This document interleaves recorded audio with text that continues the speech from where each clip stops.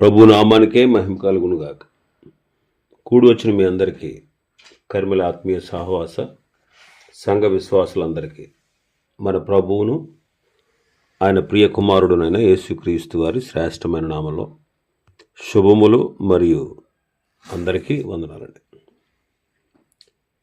ఇర్మియా గ్రంథం 15వ అధ్యాయాన్ని మనం ధ్యానం చేసుకుందాం. ఇర్మియా గ్రంథం 15వ అధ్యాయం. ఇందులో ముఖ్యమైన అంశం ఏంటంటే, ఇర్మియా అంటే ప్రవక్త అయినటువంటి ఇర్మియా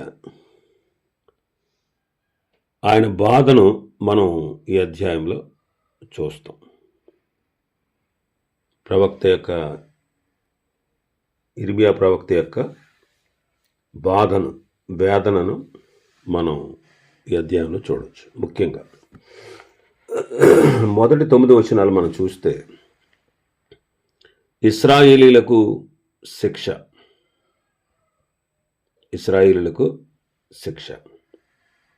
10వ వచనం నుంచి ఆఖరి వరకు చూస్తే ఇర్మియా యొక్క ఆవేదన, దేవుని యొక్క జవాబు ఈ అధ్యాయంలో మనం చూస్తాం. మొదటి వచనం, ఇర్మియా గ్రంథం 15వ అధ్యాయం మొదటి వచనం. అప్పుడు యెహోవా నాకు ఇలాగూ సెలవిచ్చాను, మోషేయు సమూయేలును నా ఎదుట నిలువబడినను ఈ ప్రజలను అంగీకరించుటకు నాకు మనస్సుండదు. నా సన్నిధిని ఉండకుండా వారిని వెళ్ళగొట్టుము. ప్రభు అంటున్నారు, మోషే సమూయేలు నా ఎదుట నిలబడినా సరే ఈ ప్రజలను అంగీకరించుటకు నాకు మనస్సు ఉండదు. మోషే సమూయేలు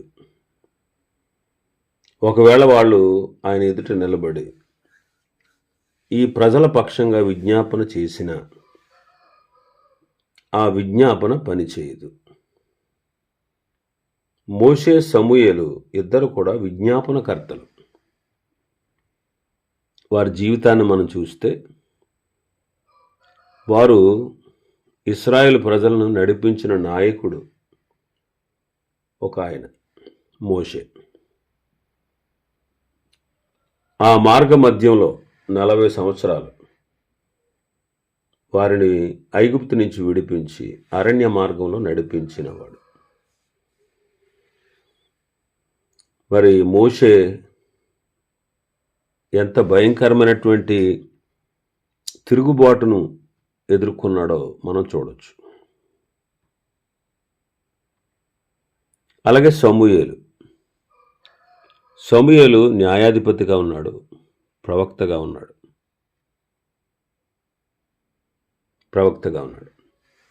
తాను కూడా రాజుల కాలంలో ఉన్నాడు. ఇశ్రాయేలును తిరుగుబాటు చేసినటువంటి కాలంలో కూడా ఉన్నాడు. లోక మర్యాద చొప్పున మాకు రాజును నియమించుము అని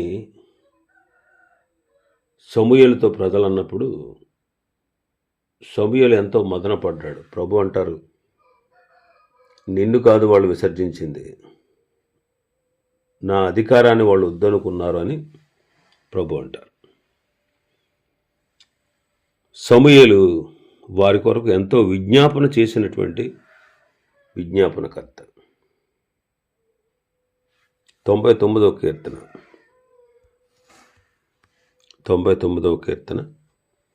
6వ వచనం. ఆయన యాజకులలో మోషే అహరోనులుండిరి. ఆయన నామమును బట్టి ప్రార్థన చేయువారిలో సమూయేలు ఉండెను. వారు యెహోవాకు మొర్రపెట్టగా ఆయన వారికి ఉత్తరం ఇచ్చెను. ఆయన యాజకులలో మోషే అహరోనులు ఉన్నారు. ఆయన నామమును బట్టి ప్రార్థన చేయవారిలో సమూయేలు కూడా ఉన్నాడు. వారు యెహోవాకు మొర్రపెట్టగా ఆయన వారికి ఉత్తరం. విజ్ఞాపనకర్తలు. నిర్గమకాండం 32వ అధ్యాయంలో మనం చూస్తే నిర్గమాకాండం 32వ అధ్యాయం. మోషే కొండ మీద ఉన్నాడు.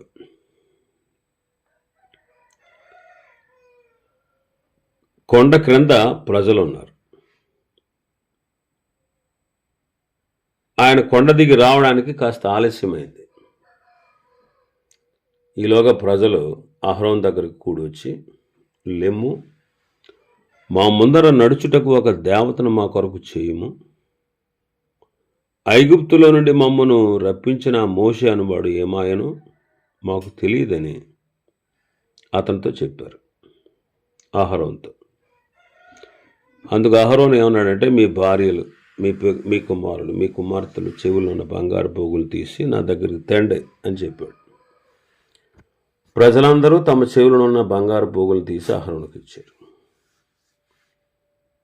అతడు వాటిని వారి వద్ద తీసుకుని పోగరుతో రూపాన్ని ఏర్పరిచి దానిని పోత పోసిన దూడగా చేశాడు. అప్పుడు వాళ్ళు అంటారు, ఓ ఇశ్రాయేలు, ఐగుప్తు దేశంలో నుండి నేను రప్పించిన నీ దేవుడు ఇదే అన్నారు. అహరోను అది చూచి దాని ఎదుట ఒక బలిపీఠాన్ని కట్టించాడు. రేపు యెహోవాకు పండుగ జరుగుద్దని చాటించాడు. మరునాడు వారు ఉదయాన్నే లేచి దహన బలులు, సమాధాన బలులు అర్పించారు.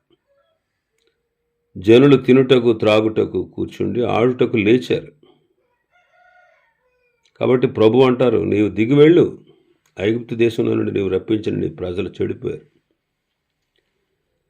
నేను వారికి నియమించిన త్రోవల్లో నుండి వారు త్వరగా తొలగిపోయి తమ కొరకు బోత పోసిన దూడను చేసుకుని దానికి సాగిలపడి బల్లర్పించి, ఓ ఇశ్రాయేలు, ఐగుప్తు దేశం నుండి నిన్ను రప్పించిన నీ దేవుడు ఇదే అని చెప్పుకుంటున్నారు. నేను ఈ ప్రజలను చూశాను, ఇదిగో వాళ్ళు లోబడనోళ్ళని ప్రజలు. కాబట్టి నీ ఊరకుండుము, నా కోపము వారి మీద మండుతుంది. కాబట్టి నేను వారిని కాల్చివేసి నిన్ను గొప్ప జనముగా చేసేదనని మోషేతో చెప్పాడు. మోషే దేవుడని యెహోవాను బ్రతిమాలుకున్నాడు.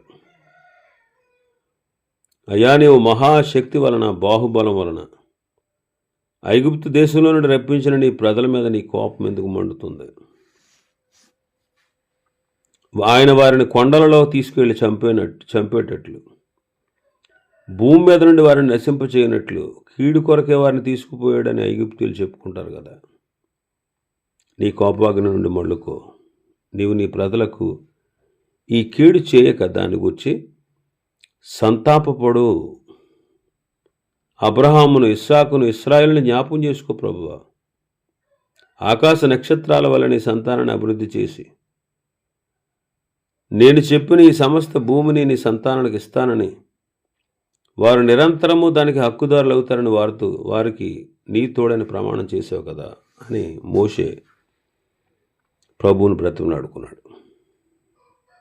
కాబట్టి ప్రభు దేవుడని యెహోవా తన ప్రజలకు చేస్తానని చెప్పిన కీడును గూర్చి సంతాపపడ్డాడు.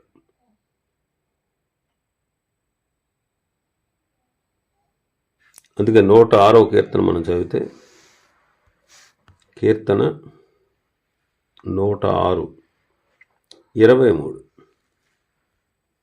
106వ కీర్తన 23వ వచనం. అప్పుడు ఆయన, నేను వారిని నశింపచేసేదనను. అప్పుడు ఆయన, నేను వారిని నశింపచేసేదనను. అయితే ఆయన వారిని నశింపచేయకుండానట్లు ఆయన కోపము చల్లార్చుటకై ఆయన ఏర్పరచుకున్న మోషే ఆయన సన్నిధిని నిలిచి అడ్డుపడెను. మోషే అడ్డుపడ్డాడు. మోషే దేవుని యొక్క సంకల్పాన్ని ఎరిగినవాడు. మోషే దేవుని చేత ఏర్పరచబడినటువంటి వాడు. ఏర్పరచబడినటువంటి మోషే వారి కొరకు దేవుని సన్నిధిలో అడ్డుపడ్డాడు. అంటే ఆయన కోపం తీక్షణంగా చంపి నాశనం చేస్తాడని కాదు, మోషే అడ్డుపడినందువల్ల ఆగాడని కాదు.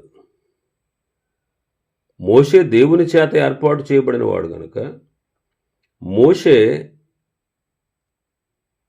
అడ్డుపడేటట్లుగా మోషే హృదయాన్ని ప్రేరేపించిన వాడు కూడా ఆయనే. కోపం ఉంది ఆయనకి. మన మీద కూడా కోపం ఉంది. మన పాపాన్ని బట్టి మనం శిక్షకు పాత్రులం. మరి ఆయన కోపాన్ని, ఆయన ఉగ్రతను ఎలా తీర్చుకున్నాడు? ఆయన కోపాన్ని, ఆయన ఉగ్రతను, మన పాపాన్ని తన కుమారుడి మీద వేసి ఆయన నలగొట్టుట ద్వారా ఆయన తన కోపాన్ని అణుచుకున్నాడు. మన పాపాన్ని, మన శాపాన్ని తన కుమారుని మీద వేశాడు సిలువలో. ఆయన అందుకే భయంకరమైన, క్రూరమైనటువంటి శ్రమలు అనుభవించాడు. తన కుమారుని ఆ రీతిగా శిక్షించాడు. ఆయన కుమారుడైన క్రీస్తు కూడా, దేవుడైనటువంటి క్రీస్తు కూడా తండ్రి ప్రణాళికను, తండ్రి చిత్తాన్ని ఆయన కూడా పూర్తిగా ఆయన కోరిన విధంగా, తండ్రి కోరిన విధంగా ఆయన ఈ శ్రమలన్నీ భరించాడు. ఆయన గూర్చి చెప్పబడినట్టు, పుస్తకపు చుట్టలో ఆయన గూర్చి రాయబడినట్టుగా దేవుని చిత్తాన్ని పూర్తిగా నెరవేర్చుట కొరకే యేసుక్రీస్తు ప్రభు ఈ లోకానికి వచ్చాడు. అంతటి ఏకత్వం కలిగిన వారు వాళ్ళిద్దరు, తండ్రి, కుమార, పరిశుద్ధాత్ముడు ఏకత్వం కలిగిన వారు. తండ్రి ఏదైతే నిర్ణయించాడో కుమారుడు దాన్ని చేశాడు, పరిశుద్ధాత్ముడు సహకరించాడు. కాబట్టి మన ఉగ్రత, మన మీదకి రావాల్సిన దేవుని ఉగ్రత, మన మీదకి రావాల్సిన దేవుని శిక్ష యేసుక్రీస్తు మీద వేశాడు. ఆయన అడ్డుపడ్డాడు. అది కూడా తండ్రి చిత్త ప్రకారమే, తండ్రి సంకల్ప ప్రకారమే. మోషే గొప్పతనం ఏం కాదు, దేవుని చిత్త ప్రకారమే. దేవుని మనసును ఎరిగినవాడు కాబట్టి మోషే అడ్డుపడ్డాడు, అడ్డుపడి నిలిచాడు. అందుకే నేను వారిని నశింపచేస్తానంటే ఆయన వారిని నశింప చేయకుండానట్లు ఆయన కోపం చల్లార్చడానికి ఆయన ఏర్పరచుకున్న మోషే ఆయన సన్నిధిని నిలిచి అడ్డుపడ్డాడు. సమూయేలు కూడా అంతే. సమూయేలు మొదటి గ్రంథం 7వ అధ్యాయం 9వ వచనం. సమూయేలు పాలువెడను ఒక గొర్రెపిల్లను తెచ్చి యెహోవాకు సర్వాంగ బలిగా అర్పించి ఇశ్రాయేలు పక్షమున యెహోవాను ప్రార్థన చేయగా యెహోవా అతని ప్రార్థన అంగీకరించాను.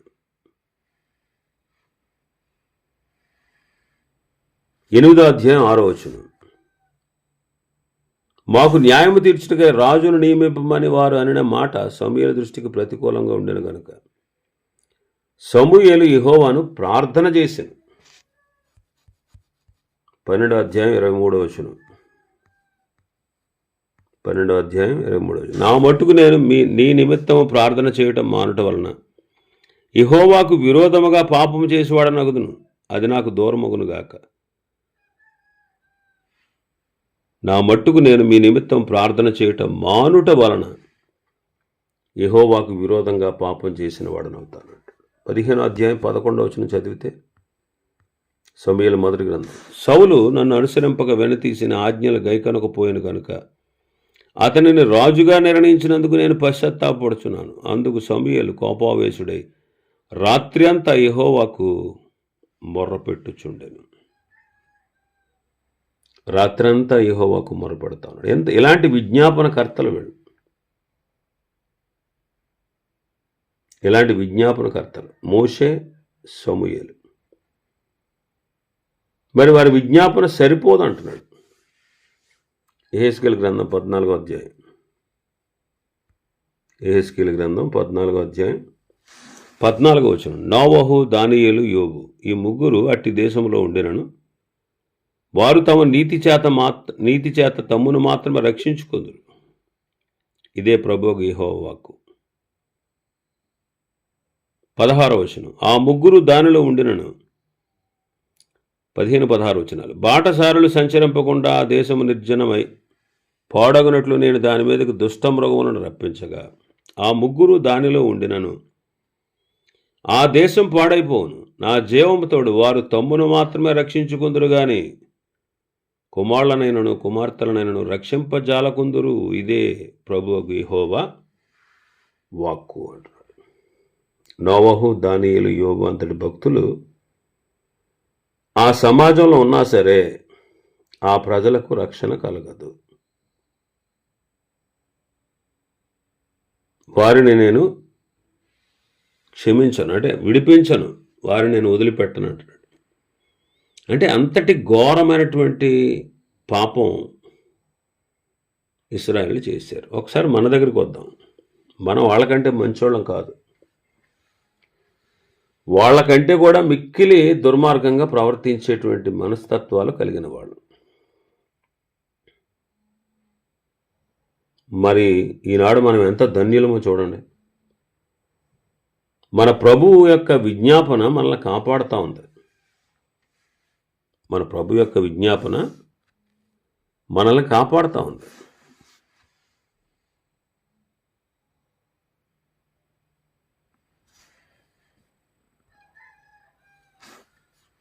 రోమపత్రిక 8:36 ఇందును గూర్చి వ్రాయబడినదేమనగా, నిన్ను బట్టి దినమెల్లా మేము వధింపబడిన వారము, వధకు సిద్ధమైన గొర్రెలమని మేము ఎంచబడిన వారము. యాక్చువల్గా మనం దినదినం చావాలి అంతే.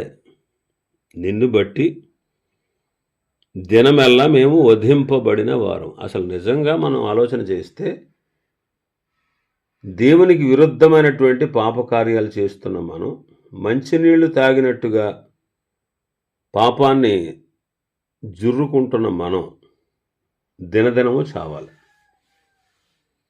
దినదినము చావాలి.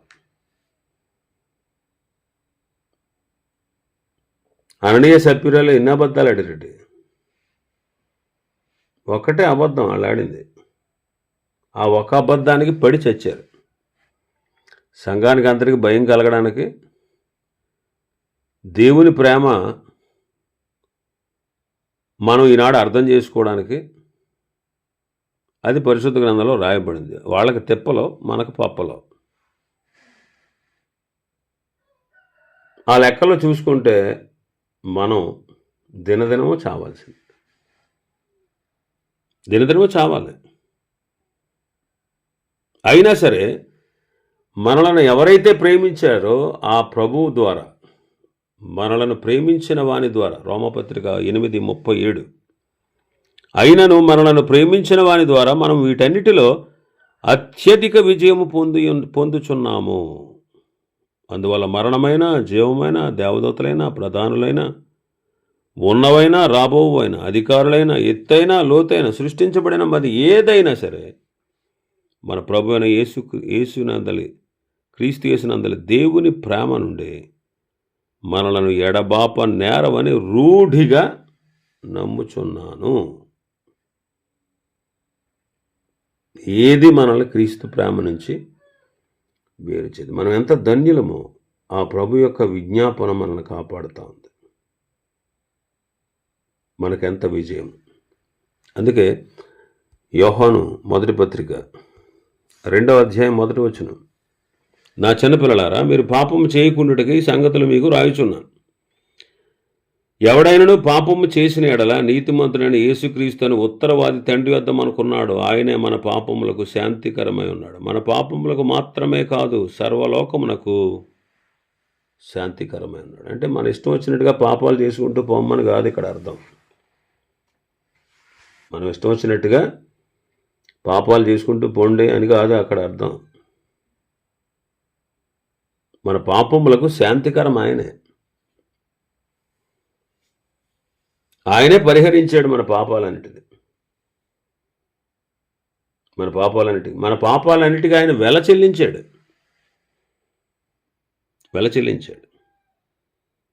అది మనం గ్రహించాలి. మరి ఇంకా పాపం చేసుకుంటూ పోవాలంటే ఎలా?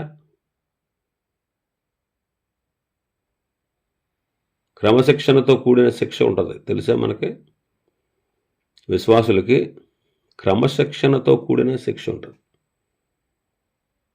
విశ్వాసుల్ని తండ్రిగా శిక్షిస్తాడు.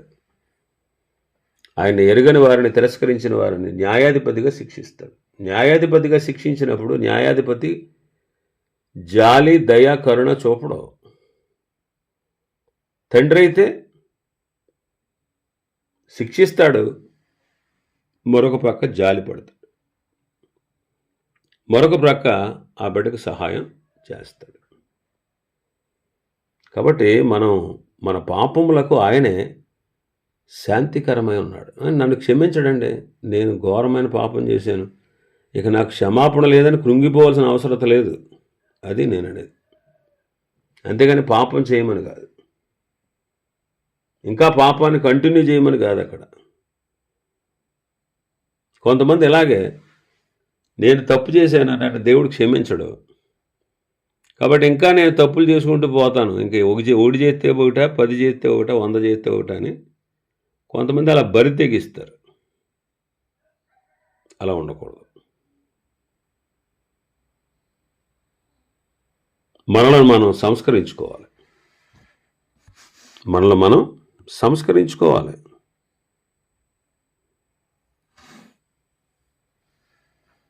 మనం సత్య సంబంధులం. దేవుడు మన హృదయం కంటే అధికుడు. సమస్తం ఆయనకు తెలుసు మన జీవితం గురించి. కాబట్టి మన హృదయం ఏ విషయాల్లో మనల్ని దోషారోపణ చేస్తూ ఉందో ఆయా విషయాల్లో ఆయన ఎదుట మనం ఏం చేయాలి? సమ్మతిపరుచుకోవాలి. హృదయాల్ని సమ్మతిపరుచుకోవాలి.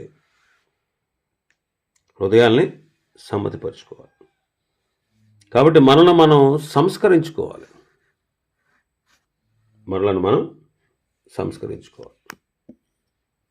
ఇంకా చాలా విషయాలు ఉన్నాయి ఈ అధ్యాయంలో. ప్రభు చిత్తమైతే ఇప్పుడు దినం మరికొన్ని విషయాలు ఈ అధ్యాయం నుంచి ధ్యానం చేసుకుందాం. దేవుడి వర్తమాన వాక్యాన్ని మన వినికిడిలో ఆశీర్వదించునుగాక. ఆమేన్.